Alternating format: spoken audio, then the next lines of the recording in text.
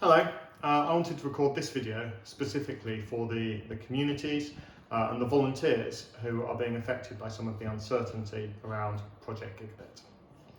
When I last updated you on Project Gigabit, we thought we had a pretty clear idea of how the procurement was going to be run. We've been assured that although a regional supplier was going to be appointed to areas like Cumbria, this regional supplier's priorities would be to connect all the communities and all the areas that were outside of BARN and other internet service providers' 5-year build plan. So what that would mean practically is they'd be given an initial procurement, which would cover all these communities. And then any area where BARN was planning to build would be put into this status called conditional white. And what conditional white would mean is that if BARN built and connected to those communities as planned, then that would be brilliant and we'd have the voucher funding available. If, however, for some reason we didn't connect them, then once all the other communities in the initial procurement had been connected, they would then become available to the regional supplier to connect.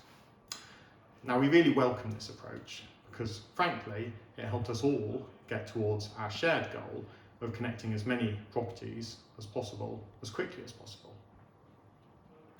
Now, over the last few weeks, various bits of information and messaging have come out of Project Gigabit, which have caused us some fairly serious concerns.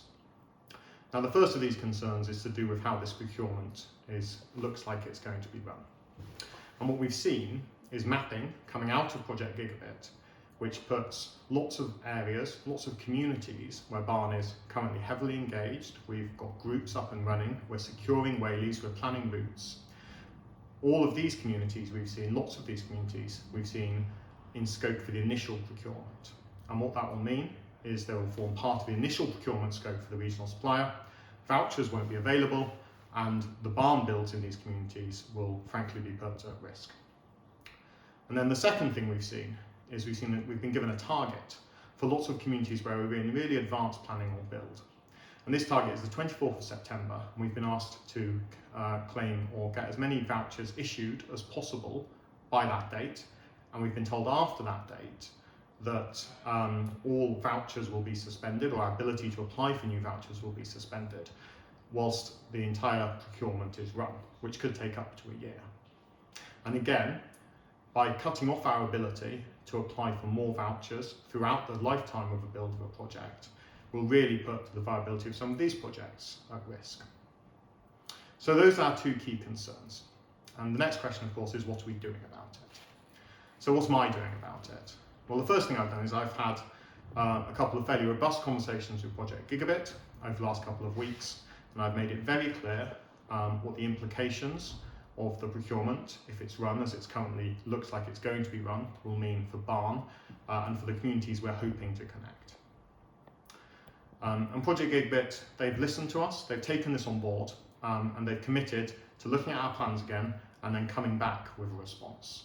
They haven't committed to changing anything yet, but they have committed to responding. The other thing I've done is I've had lots of really fruitful conversations with all of the local MPs whose constituents will be affected. So that's Simon Fell, Neil Hudson, Tim Fallon, all of whom have been very vocal in their support for the work BARN does, and all of whom have committed in one way or another to representing our interest in this discussion. And that's brilliant. So the next question then, of course, is what can you do to help?